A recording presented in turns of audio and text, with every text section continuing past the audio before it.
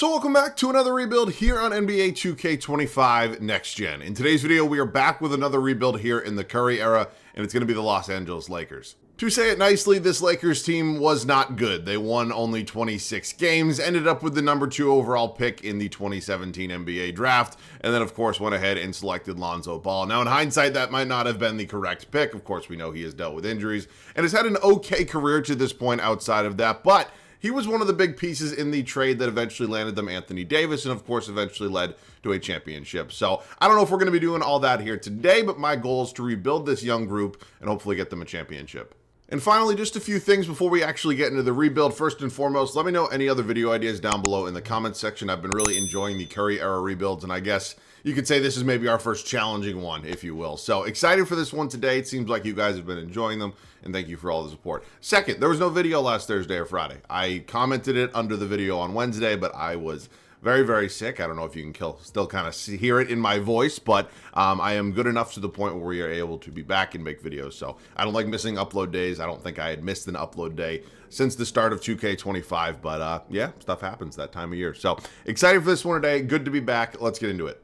Okay, so the good news starting out here with the Lakers is that there's not a lot of missing players that were actually on this 2016-17 team. The two that I noticed off the rip after looking at some of the team stats were one, Timofey Mozgov, and two, Tyler Ennis. So not the two biggest losses in the world, and honestly, if Mozgov's not here, that's totally fine, considering the dreadful contract that they did give to him. So let's talk about the guys that are actually here, the young core that is kind of already established for the most part, and this is going to be a team that is obviously going to need a lot of work. So let's start out at the point guard spot. D'Angelo Russell is 20 years old, of course, was taken number 2 overall just a season ago and is now going to be entering his second year in the NBA. Of course, D'Angelo Russell now back with the Lakers after being on a few other teams, but he's an 80 overall. If development goes well, there's certainly a strong chance he could be my point guard the entirety of today's video. Now, Jordan Clarkson's 24, 4-year, $50 million contract. He's probably going to be a really solid six-man for us. I don't really know what else he could be for us. I don't think he'll probably ever start. There's certainly an idea, though, and he's definitely a solid backup point guard. Now, Jose Calderon's 35. He's probably not in any sort of long-term plans. He's on a 1-year expiring deal, so we will certainly keep that in mind before we kick off year 1. Now, heading to the shooting guard spot, Lou Will, 29 at this point, 6'1", obviously an elite six-man through his career. Here today, probably going to be my starting shooting guard. So we, of course, will figure that out, sort it out, and get some depth behind him because Alvin Parsons, whoever the hell you are, pal, not going to work for me. Now, the small forward spot is interesting because, of course, Brandon Ingram is going to be entering his rookie season, was taken number 2 overall in 2016, and is still a really good NBA player today. Of course, him also being another one of those big pieces that went back to the New Orleans Pelicans in the Anthony Davis trade. So I don't know if we'll trade BI today. My full intention is to start him in year 1 and develop him as much as possible. But, of course, we will keep that on a year-to-year basis. Now, Nick Young, he also here. Luol Deng, Meta World Peace. I mean, these are all veteran players, of course, but yeah, God, this Luol Deng contract, it hurts my soul. They're probably not all really reliable 3-year options for us, so again, we will keep an eye on it. Now, the power forward spot, Julius Randle entering his 3rd season in the league, number 7 overall pick back in 2014, and again, is a guy that is still playing really well in the NBA, of course, now with the Minnesota Timberwolves. So I like Julius Randle a lot. He's guys actually traded for before in the Curry era, so we will see. Larry Nance Jr. here, only 23 years old. Then whoever the hell Mickey Ellis and Jay English are, they are also here. And then finally the center spot, of course, Mozgov would and probably should be here, but the 2K just doesn't have his rights. So our only center right now is Ivica Zubac, who is 19 years old and is certainly a young, promising prospect. So we have some work to do before we kick off year 1. We need a little bit more depth at a few spots, and yeah, let's clean this thing up a little bit. Our first trade of today's video is going to come with the New York Knicks. We are sending Jose Calderon and Meta World Peace to New York for Justin Holiday and whoever the hell Monty Davis is. Now, Justin Holiday is obviously a nice upgrade at our backup shooting guard spot. We are in pretty big need of that right now, and honestly, Calderon and World Peace were just not going to play for us here today. So I know Holiday's expiring after this season. It's not the end of the world. And then in what likely will be our final deal before we kick off year 1, it is a trade with the Golden State Warriors. Now, Nick Young certainly could have been an impactful piece for us for likely 1 or 2 seasons. Unfortunately, the contract of Luol Deng makes it very hard to move him right now, and I have to move somebody in order to get a new backup center. So Zaza Pachulia is going to be the guy. I mean, he's not going to probably be any sort of serious long-term option, but he is good enough for now. So let's set that rotation before we kick off year 1.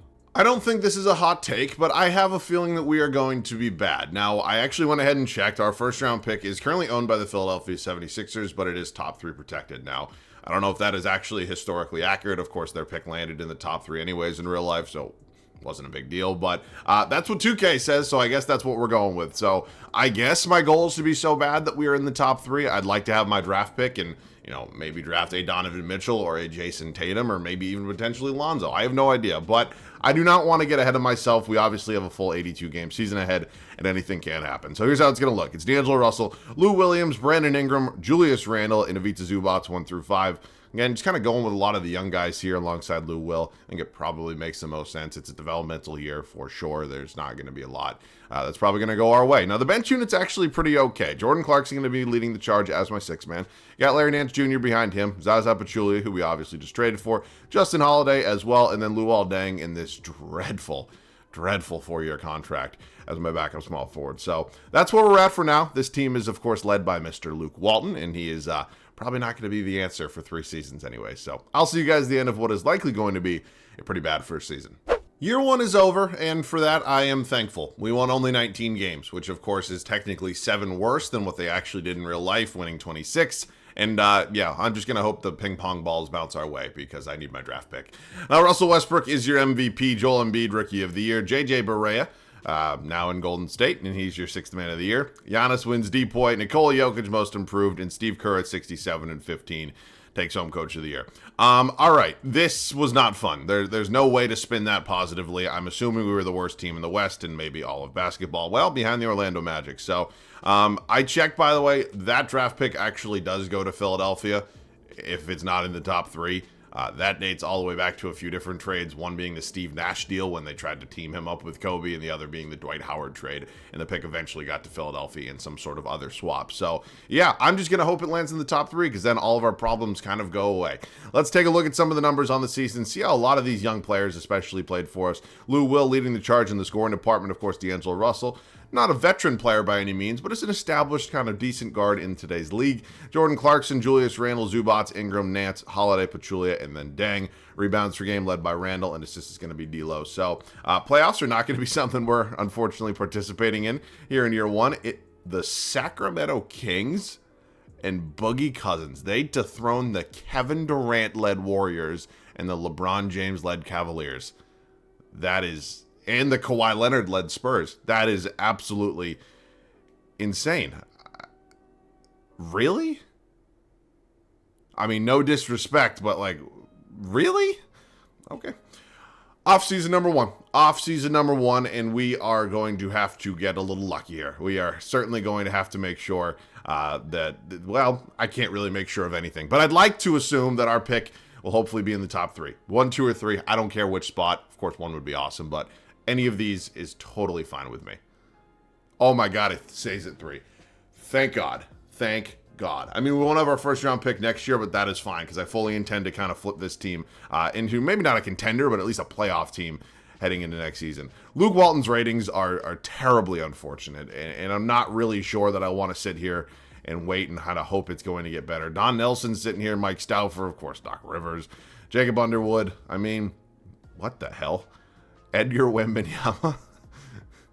Is this Victor's dad? I have no fucking idea. Budenholzer, Quinn Snyder, there's a lot better options. I'm going to move on. I'll make a couple different offers. First and foremost, we'll throw a little money at Don Nelson. We'll also go out and try to get Stauffer. And I mean, I'm just hoping one of those guys accepts. I don't really want Doc Rivers. I guess I can throw a little money at Quinn Snyder, worst comes to worst, but I'd like one of the first 2. Okay, we get everybody. Nope, not signing him. So I can have my choice. I guess Don Nelson. I don't really ever sign Donnie, so welcome to the team. Okay, let's approach the 2017 NBA draft. Of course, the number 3 overall pick in real life was Jason Tatum. I'm not sure he's actually going to be sitting there at 3, but I am going to, I guess, give it a go and just see what we're working with here. So I may have a trade or 2. I'm not 100% sure yet. We're going to try to kill 2 birds with 1 stone right now. I'd like to move up a singular spot, make a deal with the rival Boston Celtics, and basically secure my player. Because if I do not get Jason Tatum, then I get Donovan Mitchell and vice versa. Also, I can move on from Luol Deng's dreadful and terrible and awful contract. And I don't really want it, and maybe the Celtics want to take it. No, I have less than 0 interest in Alexis Ajinka. So if you want this second, I mean, again, these aren't really... Timeout. You want to give me? You want an extra second? You're going to give me the Nets unprotected first next season, which is currently, number 2 over. Take it and run. Just take it and run. Okay, which means we're either getting Donovan Mitchell or Jason Tatum. Fuck, I actually kind of want Donovan Mitchell. Shit. Okay, let me just see. I don't know why I thought this would be a good rebuild for Donovan Mitchell. Okay, I'm actually not really sure how the Bucks were able to get him, but can I do this? Fuck. And I get Chris Middleton? No. No. Okay, that is another first this year. That's like number 21 or something like that. Okay, thank you. I know Jason Tatum is probably the better player, today, but from a positional need, I think Donovan Mitchell just makes a little bit more sense for us. So he's 20 years old. He's a 78 overall. I'm going to bring back these 3 right here, but all of these auto-generated bums, you can take a hike. And as we approach free agency, I know we're going to have a little money to play with. I think now that we have especially cleared up the Luol Deng contract, just curious, we have money. We have money. The only tough thing is going to be who's actually going to want to sign with us. So it's a pretty top-heavy free agency class. I mean, obviously, Steph and KD are sitting here. You got Chris Paul, who currently has 0 offers. Maybe we, bring Chris Paul in, something the Lakers tried to do at one point in time to team him up with Kobe. But that is a while ago. That is in the past. And I do think I want to make a move or two right now before we do anything. I lied. I actually couldn't find any trades that I really liked, and we are just basically going to sit here and wait and hope that one of the top 3 free agents signs with us, because I have offered Curry, I have offered Durant, and I have offered Paul. So if I get any of them, I'll obviously be ecstatic. I hope I get at least one, and here's the moment of truth that we have all been waiting for. We get just Chris Paul, which is fine. I'm not going to sit here and pretend Chris Paul's a bum. I know he's 32 years old, and maybe the last in terms of those 3 I would have liked, but you know what? He's a 92. He's a clear-cut upgrade, and I'm certainly going to take him. So welcome to the team CP3. KD goes back to the Warriors, and Steph goes to the New York Knicks. That is a bit of a shocker, but obviously landing Chris Paul is a really big deal. I don't know what that means for D'Angelo Russell's future, but we're certainly a little bit more flexible now. We are making a trade here with the Indiana Pacers. It is one that on paper might not be the best deal in the world, but hear out my thought process. So D'Lo is obviously no longer going to start, and I certainly could have kept him, off the bench as a 6th man, but I think there are other positions that we are in bigger need of. First and foremost, the center spot. Nothing wrong with Zubats, but a nice little upgrade is not going to hurt. Now, D'Lo, Jordan Clarkson are going to be the 2 guys moved, and although there's certainly some better options for these 2, including somebody like maybe Brook Lopez, there's also offers for, Dragic and Whiteside and DJ, and there's one other one here somewhere for Andre Drummond. I just don't get Miles Turner a lot, and I've gotten basically all those other big guys throughout the Curry era rebuilds, and I know people don't like it when I get the same players over and over. Also, the fact that we don't have a lot of draft picks to work with, so I don't want to give up a ton right now in terms of future assets, but I'm excited to have Miles Turner here. I think we have 1 or 2 more moves. After moving on from D'Angelo Russell and Jordan Clarkson, we are now in the market for a new backup point guard, and this is a deal that feels like it's almost too good to be true. Not only are we getting Ricky Rubio, we're also getting a first-round draft pick in 2021. Now, Lou Will, Monte Ellis could have been impactful players for us, but both being 30-plus years old and expiring deals was probably not going to be something that was going to be any sort of long-term solution. So excited to have Rubio here. He'll obviously come off the bench behind CP3. And at this point in time, there's not going to be any other crazy moves. We have to find ourselves a backup 2 and a backup 3. But I've really enjoyed the way this offseason's gone so far. So honestly, a guy like KCP is sitting here. It's actually really, really surprising. And I think wow, we have a lot of money. Wait a minute. Where did all this money come from? Well, I guess this is just who's left in terms of free agents. That's like, what, $9 million a season the Warriors are offering him? So if I go like 11, I'm assuming he'll probably accept it. KCP, please. Thank you. And then the small forward spots. Oh boy, this is not good. Who are the small forwards that are sitting here? That's actually it. Wow, that's bad. All right, the game's going to let me bring back Justin Holiday. I'll give him a 2-year deal. I'll move him or KCP to the small forward spot. That's not the end of the world. I'm not trying to expand the league. KCP is 6'5", Holiday 6'6". Might as well. All right, I will see you guys at the start of year 2. I think year 2 could be a really good one for us. Now, on paper, the team doesn't look loaded or anything like that, but I think we got a group that fits really well together, and I think this is a team that has a lot of quality depth. So, Chris Paul, Donovan Mitchell, Brandon Ingram, Julius Randle, and Miles Turner. I mean, of course, outside of CP3, this is a very young starting 5. Bench unit will be led by Ricky Rubio. You got Contavious Caldwell-Pope behind him, Larry Nance Jr., Ivica Zubats, and Justin Holiday. So, yeah, I mean, we're not, loaded full of superstars or anything like that, but we have a new team, a new identity, and obviously a new coach as well. So I'm excited, and I'm hoping we're decent because we don't have our draft pick. So I'll see you guys at the end of year number 2. 58-24 is how year 2 wraps up here in Los Angeles. I am feeling 1,000 times better in terms of this team, and I am hoping that maybe we make a little bit of a playoff run. LeBron James wins MVP. Lonzo Ball, what could have been, I guess, is your rookie of the year. Jeff Teague, 6th man of the year. I love Jeff Teague. Giannis is your D-Boy. Emmanuel Mudiay, most improved. And Ty Lue, 68-14 there in Cleveland. Wow, we're the 1 seed here in the West. I am just looking at that right now. Okay, let's talk a little bit about these standings. We were dead tied with the San Antonio Spurs for the 1 seed, maybe a potential Western Conference Finals matchup. And here's a look at the Eastern Conference. Now let's talk about some of the numbers real quick across the board for us. Chris Paul did lead us in scoring. I mean, basically 17.5 points a game leading this team's kind of funny, but we're a very well spread out group, and we are a team that can hit you from a bunch of different places. So I like it. I'm cool with it. Julius Randle led us in boards, and assists is going to be CP3. So it is us and the Memphis Grizzlies here in round 1. Mike Conley, Tony Allen, Joe Ingles, Anthony Tolliver, Mark Gasol, Beno Udrih, Parsons, Quinn Cook. Yeah, I think we're better. I don't really know how else to explain that. We're 2-2 with them right now. Go down 3-2. Go to Game 7. Win Game 7. Okay. Stressful, but cool with me.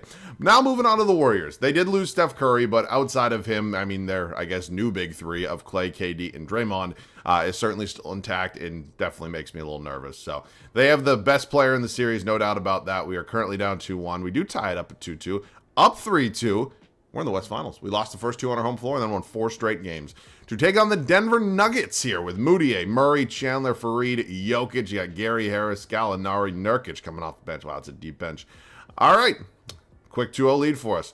They do win Game 3. We win Game 4. Don't do this. Please. Please. 2K.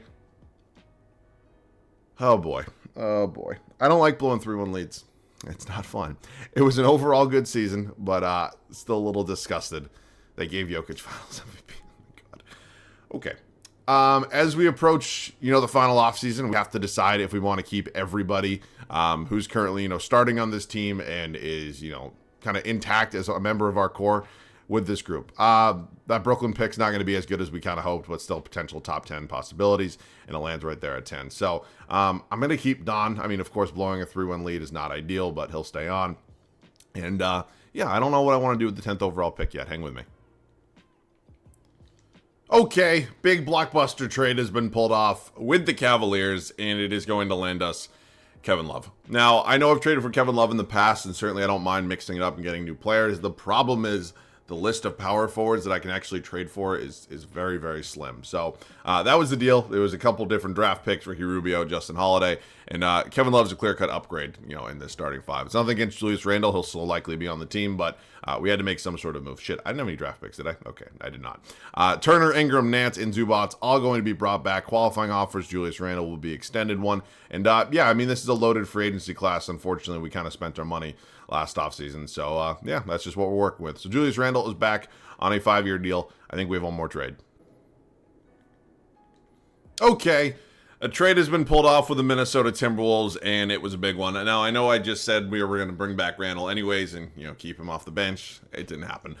There's nothing wrong with Brandon Ingram. I just feel like we need a little bit of an upgrade. His progression wasn't going as fast as I kind of hoped it would, and so he'll just come off the bench next year. So Andrew Wiggins has been really consistent, throughout these, 4 years he's been in the league, and clearly he's an overall upgrade in the starting 5. So I'm excited to have him here. Now, moving into the depth this team has, we got to find ourselves a new backup point guard. But outside of that and power forward, we're pretty much good. So let's look at some of the options here in terms of the power forward spot. It's not great. That is going to be something we'll keep an eye on. But point guard options, DeLon Wright, I can actually live with that. So DeLon Wright now going to be hopefully the new backup to CP3. And then the power forward options for us are, oh boy, awful. just say it nicely. Oh, good God. All right, this isn't fun, and I don't like doing this, but it is going to be the only way that we're going to find ourselves some sort of backup point or power forward. So let's just sign a couple guys here, and then we're going to trade them for a different power forward. I know, really, Jody Meeks. Are you fucking kidding me, dude? Thabo Cephalosha. Fine. All right, I know it's not fun. I know nobody likes it, but we have to find ourselves somebody here to be a new... I have no more draft picks. We have to find somebody here to be a new backup power forward. Seriously? That's it? All right, you know what? I guess we'll do it at the start of year 3. It's not a perfect fit by any means, but Kelly Olynyk is going to have to be the guy that is our backup power forward. I know we obviously traded 2 guys away in Larry Nance Jr. and Julius Randle in the Wiggins deal, but yeah, Kelly Olynyk, you are the guy we are trading for, and you are hopefully going to be the answer. Last season, we were up 3-1 in the Western Conference Finals, and then we choked and collapsed and did not win the series. Now, this offseason, we decided to make a few pretty big moves, upgrading this roster all around, and I think this team is now, truly a contender. Not to say we weren't last year, but now we are maybe in the driver's seat here in the Western Conference. Paul, Mitchell, Wiggins, Love, Turner. Awesome starting 5. Now, Brandon Ingram has certainly taken a step in terms of his overall, and maybe there's an argument to be made that I didn't actually have to trade for Wiggins, but end of the day, it's just another, star player. KCP, Zubac, Olynyk, and DeLon Wright. I'll see you guys at the end of year number 3. I had a feeling we were going to be good. I just didn't know how good. 75-7 good is the answer. I don't know. I'll take it. This game always surprises me. Russell Westbrook. This is a little different than how his Clippers tenure actually went in real life, but yeah, he's your MVP. Luka Doncic in an Oklahoma City Thunder jersey is the scariest thing I've ever seen. Ricky Rubio, 6th man of the year. Of course, we traded him. Kevin Love. Giannis Antetokounmpo, Depoy, Malik Beasley, most improved, and our guy, Donnie Nelson, leading the charge with this group, is your coach of the year. Okay, it is time for the playoffs and hopefully a championship. It's actually crazy. You win 75 games, only 10 games up in the conference, but it is what it is. Wiggins, Paul, Mitchell, Turner, Love, Ingram, Zubac, KCP, Olynyk, and then Wright. Rebounds per game led by Love. It's just going to be CP3. Okay, Austin Portland here in round 1. 2 elite point guards going at it. You got Rudy Gobert here as well with Portland. I just think we're a lot better, a lot deeper, and I don't really think this is going to be too much of a series. Up 3-0, we sweep. Now moving on to the Phoenix Suns. Bledsoe, Book, fuck. Shit. That's not something I was preparing myself for. Okay, well, they have the best player in the series, no doubt about that. Andrew Wiggins going to have his hands full with LeBron. Outside of that, we are up 3-2, and we win in 6. Now moving on to Denver. Of course, this was the team that ended up making the NBA Finals last year, and Jokic won Finals MVP, even though they lost in 5. But nonetheless, I'd like a little bit of revenge. So, quick 2-0 lead for us. Don't do this, 2K. Thank you. Up 3-1. Now we finish the job. Okay, now on to the NBA Finals. This is like the NBA for like league offices' wet dream, a Lakers versus New York Knicks Finals, which would be insane. Oh shit, I forgot Steph's here. And Derrick Rose and Jason Tatum and Tingus Pingus and Melo. And wow, okay, that is a pretty good team over there in New York. That being said, we're up 3-0. I keep forgetting this team won 75 games, so I probably, hypothetically anyways, really shouldn't be scared of anybody, but I've seen some BS with this game before, so I'm going to take it kind of easy, but we're going to be winning this one. I'll see you guys in there.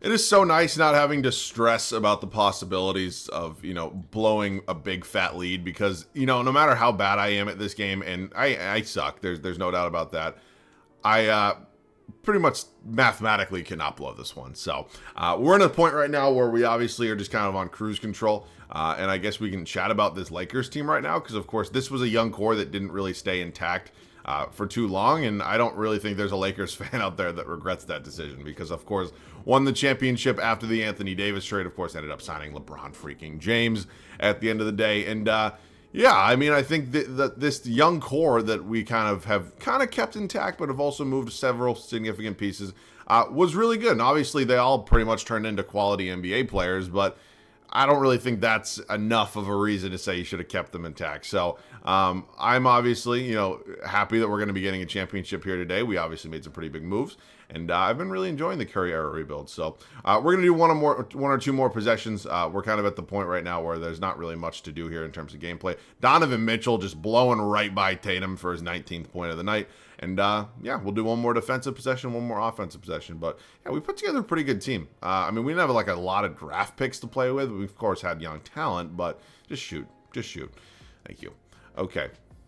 Now he wants to hit threes. Okay. Let's go ahead and do one last possession here. I have no idea what it's going to be, but I will, let's see. Let's call it a little pick and roll here with Miles Turner. Let's do that. Just a little, I can't end on that. That's bad. Oh, I should have just taken the layup. Should have taken the layup. Just shoot the ball, Jason. Thank you. Misses that one. Okay. One last possession here. We're going to run it with Chris Paul once again. Let's put Steph Curry in the pick and roll, and let's do it right this time. I'll wait. Thank you very much. Are you fucking kidding me? I'm ending. This is painful. Still not sure why you all like gameplay, even though I'm that bad at it. And Chris Paul going to end up winning a Finals MVP in this alternate reality. So that's going to cap off this one. We put together a fun team. I mean, this team started out obviously really bad. Year one was dreadful, and then things kind of came together. So I hope you guys enjoyed. I definitely did. This was a fun one, and I'm happy to do some of the more challenging teams here in the Curry era. So that being said, let me know any other rebuild ideas down below in the comments section. But that is it for me. As always, thanks so much for watching. I love you guys. I'll catch you guys all in the next one.